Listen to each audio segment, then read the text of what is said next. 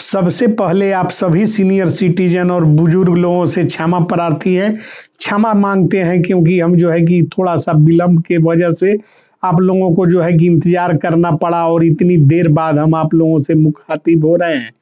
क्योंकि चूँकि जब तक कोई अच्छी बात समझ में नहीं आती है, जो ये अच्छी खबर निकल कर नहीं आती है, तब तक जो है कि बार-बार जो है कि वीडियो अपलोड करने का दिल नहीं करता है।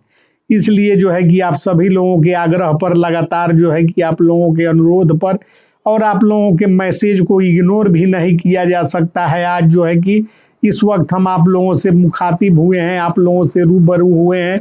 तो जितने भी सीनियर सिटीजन हैं, ट्रेड यूनियन के कर्मचारी हैं, चीनी मिल वर्कर हैं, भारतीय मजदूर संघ के लोग हैं और एनएससी से जुड़े हुए कमांडर अशोक रावत के टीम के अधिकारी कर्मचारी और तमाम पदाधिकारी का हार्दिक अभिनंदन और क्रांतिकारी स्वागत और अभिनंदन करते हुए आप सबों को जो है कि दिल की गहराइयों से धन्यवाद देते हैं। आपको बता देना चाहते हैं कि हिम्मत और हौसला को कभी भी छोड़ना नहीं चाहिए। हौसला और हिम्मत एक ऐसी चीज होती है जो जीवन में सबों को मंजिल देती है और आप लोग इतने अनुभवी लोग हैं, इतने बुजुर्ग लोग हैं, आपके अनुभव का फायदा जो है कि समाज को भी मिले, ऐसा जो है कि आप लोगों को लगातार प्रयास करते रहना चाहिए। हमारे एक तरफ जो है कि निर्मला सीतारमन जी जो कि धन की देवी हैं और दूसरे तरफ जो है कि प्रधानमंत्री नरेंद्र मोदी, उन्होंने जो है कि देश को एक नई दिशा दी है, आदरणीय है, सम्मानित है और देश के सीनियर लोगों में से एक हैं। इनका भी जो है कि उम्र 60 वर्ष के करीब और 60 वर्ष से अधिक जो है कि पहुंचने का जो है कि लग रहा है कि ये भी 60 पार कर रहे हैं और इनको जो है कि सारी समझ है ईपीएस 95 पेंशनरों की समस्याओं से। खुद ये गरीबी से जूझ कर जो है कि यहाँ तक पहुंचे हैं। तो आज की तमाम बातों पर जो है कि प्रकाश डालेंगे। आप सभी का प्यार, स्नेह और आशीर्वाद इसी तरह मिलता रहे और आपको जो है कि नई नई जानकारी हम इस चैनल के माध्यम से मुहैया करते रहे। यही हमारा मकसद है और हमारा मकसद जो है वह जो आपका मकसद है वही हमारा मकसद है। तो आपका जो है कि मकसद कहाँ तक पूरा होता हुआ दिख रहा है? क्या सरकार जो है कि कोई नई मास्टर स्ट्रोक आंदोलन के पहले देकर पेंशनरों को चौंकाने का काम करेगी, या सरकार को जो है कि लगे हाथों जो है कि पेंशनरों के आक्रोश और जो है कि इनके आंदोलन का जो है कि पात्र बनना पड़ेगा, कोप का भाजन बनना पड़ेगा? इन तमाम बातों को जानने के लिए चैनल को सब्सक्राइब, वीडियो को लाइक कर दीजिए और जो है कि शेयर कर दीजिए। आप देख रहे हैं कि हमारे एक तरफ धन की देवी यानी कि वित्त मंत्री निर्मला सीतारमन जी और दूसरे तरफ पंत प्रधान, देश के प्रधानमंत्री जो है कि नरेंद्र मोदी जी हैं। इनका सांकेतिक तस्वीर इसलिए लगाते हैं ताकि जो है कि आपके समक्ष इनको जो है कि बताया जा सके और इनसे जो मांगे आप लोग कर रहे हैं उनको जो है कि इन तक पहुंचाने के लिए वीडियो अपलोड करके और तमाम तरह के जो है कि मांगों को सहेजने का काम करते हैं। तो बढ़ते हैं बिना देरी किए हुए। 26 नवंबर 2025 को देश भर में ईपीएस 95 पेंशनरों द्वारा 2 दिवसीय शांतिपूर्ण धरना और देशव्यापी आंदोलन का आह्वान एक बार फिर किया गया है। पेंशनरों की मुख्य मांग है न्यूनतम पेंशन को बढ़ाना, महंगाई भत्ता जोड़ना, पुरानी विसंगतियों को दूर करना। केंद्र की मोदी सरकार पर बढ़ते सामाजिक दबाव को देखते हुए यह अनुमान लगाया जा रहा है कि सरकार आंदोलन शुरू होने से पहले मास्टर स्ट्रोक के रूप में कोई बड़ा कदम उठा सकती है। यह रिपोर्ट इसी संभावित परिदृश्य का विश्लेषण, रणनीतियां और संभावित प्रभाव और निष्कर्ष को प्रस्तुत करती जो है कि पूरी तरह से जो है कि आपके समक्ष पेश की जा रही है। ईपीएस 95 पेंशन योजना के बारे में सभी को पता है, 1995 में लागू की गई थी ताकि निजी सार्वजनिक क्षेत्र के कर्मचारियों को रिटायरमेंट के बाद न्यूनतम सामाजिक सुरक्षा मिल सके। लेकिन सीमित योगदान दर और वेतन सीमा और सूत्रों के कारण अधिकांश पेंशनर, सबको पता है कि आज 1000 से लेकर 2000 महज उनको जो है कि मासिक पेंशन प्राप्त हो रही है। पिछले 10 वर्षों से पेंशन सुधार की मांग लगातार पेंशनर्स उठा रहे हैं।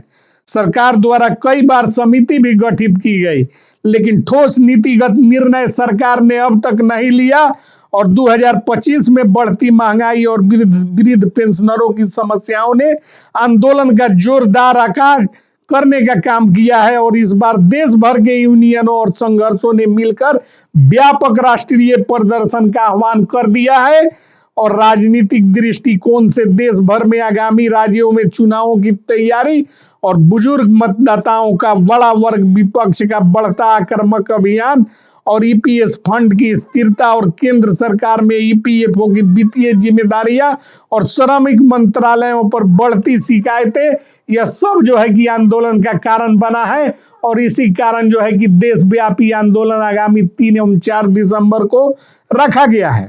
सामाजिक दबाव, बड़ी संख्या में बुजुर्गों द्वारा दिल्ली की तरफ कूच करने की बात प्रकाश में आ रही है। सोशल मीडिया पर जो खबरें ट्रेंड कर रही है उसमें इसको दिखाया जाना चाहिए, टीवी चैनलों पर बहस का मुद्दा होना चाहिए। ईपीएस 95 पेंशनर्स के बुजुर्ग सीनियर सिटीजन 60 प्लस जो जा रहे हैं वे आज जा रहे हैं अपने मजबूरी वश अपने जो है कि मांग को आगे रखने के लिए और इसको लेकर जो है कि टीवी चैनलों पर बहस नहीं चलना दुर्भाग्य की बात है। सरकार आंदोलन से पहले क्या कदम उठा सकती है? पेंशनरों को राहत दे सकती है, सरकार की छवि बेहतर हो सकता है, आर्थिक रूप से व्यवहारिक हो सकता है। इस रिपोर्ट में 3 संभावित विकल्प सुझा रहे हैं हम सरकार को। पहला, पेंशन को वृद्धि किया जाए और इसे तत्काल प्रभाव से लागू किया जाए। पहले चरण में वृद्ध, दिव्यांग और विधवा पेंशनरों को प्राथमिकता दी जाए और हर 6 महीने में डीए बढ़ाया जाए और सरकारी पेंशन मॉडल जैसा सिस्टम लागू किया जाए और एक बार का ऑप्शन और सरल फॉर्म में कोई जटिलता नहीं और योगदान की वसूली आसान किस्तों में करने का काम यह सरकार करे। पेंशनर आज 65 से 80 वर्ष की उम्र में संघर्ष कर रहे हैं। कम पेंशन के कारण इलाज की कठिनाई सबको पता है, दवाइयों में भारी खर्च की बात प्रकाश में आ रही है, सामाजिक निर्भरता में जो है कि वृद्धि और जीवन स्तर में गिरावट की बात भी सामने प्रकाश में आई है। सरकार यदि समय रहते पेंशन बढ़ा देती है तो लाखों परिवारों का जीवन सुधरेगा, जो कि सामाजिक स्तर पर और मानवता के दृष्टिकोण से भी बहुत जरूरी है। हम इसको मानते हैं। न्यूनतम पेंशन कितना मांग आप लोगों के द्वारा किया गया है उसका बाकायदा लिखित आवेदन कमांडर अशोक रावत ने पीएमओ और धन की देवी निर्मला सीतारमन जी को सौंपने का काम किया है। इसको बार बार रिपीट करने की कोई आवश्यकता प्रतीत नहीं होता है। डीए का प्रावधान तो होना ही होना चाहिए ताकि पेंशन में स्थिरता बनी रहे। उच्च पेंशन लागू कराने में पारदर्शिता हो। 1995 के विसंगतियों को दूर करने के लिए पुनर्गणना की जाए और पेंशन भुगतान में डिजिटल सरलता का जो है कि सरकार की तरफ से व्यवस्था किया जाए। पेंशनरों के लिए अलग हेल्पलाइन की शुरुआत हो, अन्यथा जो है कि 3 और 4 दिसंबर को जो डंका बजने जा रहा है दिल्ली में और उसमें जो है कि कोई पेंशनर के साथ कोई अप्रिय घटना भी घट सकती है। ठंड का मौसम है और बुजुर्ग बीमार होते हैं, 80 साल प्लस हैं, तो उसकी जिम्मेवारी धन की देवी निर्मला सीतारमन जी और प्रधानमंत्री नरेंद्र मोदी जी की होगी। खुले मन से कह रहे हैं या इससे पहले सरकार चाहे तो इसको रोकने का काम एक ही तरीका है कि मास्टर स्ट्रोक दे और जो है कि पेंशनरों की मांग को पूरा करे। इस धरना कार्यक्रम में दिल्ली के विभिन्न स्थानों पर लाखों पेंशनर शांति से एकत्रित होंगे और जो है कि रामलीला मैदान के बाहर भी लंबी कतारें लग सकती है। पंजाब, महाराष्ट्र, केरल, तमिलनाडु से विशेष ट्रेनों से पेंशनर जो है कि पहुंचने शुरू होंगे और मंच पर पूर्व कर्मचारी यूनियन नेता, महिलाएं, बुजुर्ग और स्वतंत्रता सेनानियों के परिवार के लोग जो है कि पहुंचेंगे और कहेंगे कि हम पेंशनर पर बोझ नहीं है जैसे नारे लगाएंगे।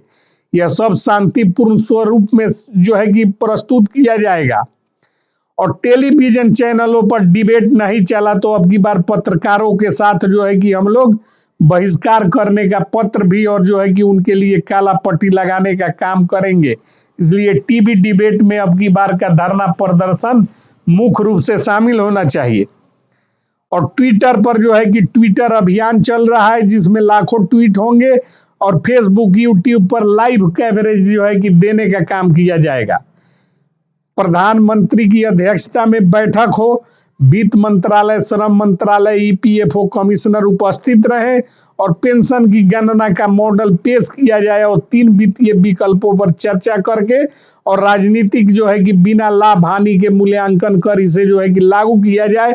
इसी मांग के साथ पेंशनरों के साथ जो है कि लाखों की संख्या में बुजुर्गों का जो है कि आंदोलन शुरू होने वाला है।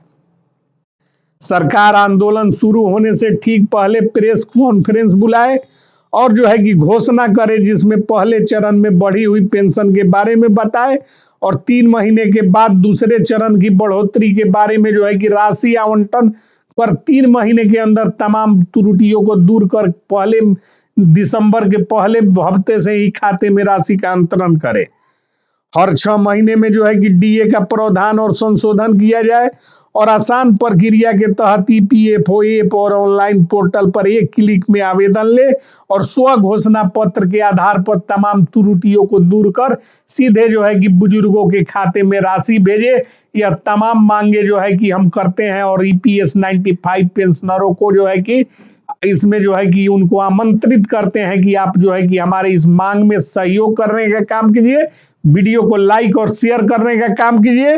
प्रधानमंत्री नरेंद्र मोदी भी खुद सीनियर सिटीजन है और धन की देवी निर्मला सीतारमण और पंत प्रधान यदि चाह ले तो 24 घंटे के अंदर सारी प्रक्रियाओं को पूर्ण करते हुए राशि का अंतरण खाते में सुनिश्चित हो जाएगा और बुजुर्गों की दवाई कल सुबह तक जो है कि उनको खरीद कर और उनके पास पहुंच जाएगी और पैसे की निकासी की व्यवस्था पूरे देश में है। सभी लोगों का खाता आधार से लिंक है, कहीं किसी को पैसे निकासी में कोई जो है कि परेशानी नहीं है। लेकिन धन की देवी निर्मला सीतारमण और पंत प्रधान माननीय नरेंद्र मोदी जी, इन दोनों की सहमति इसमें आवश्यक है। इसलिए इन दोनों महानुभावों का तस्वीर आप वीडियो में स्क्रीन पर पहले जो है कि साफ साफ देख पा रहे होंगे। तो आप क्या हमारी मांगों से सहमत हैं और आगामी जो है कि आंदोलन कार्यक्रम में पहुंचने के लिए तैयार हैं? तो वीडियो को दबाकर लाइक, शेयर और चैनल को सब्सक्राइब कर बुजुर्गों के सहयोग के दिशा में एक कदम बढ़ाइए और एक कदम रंजीत के साथ आगे बढ़िए। जय हिंद, जय भारत।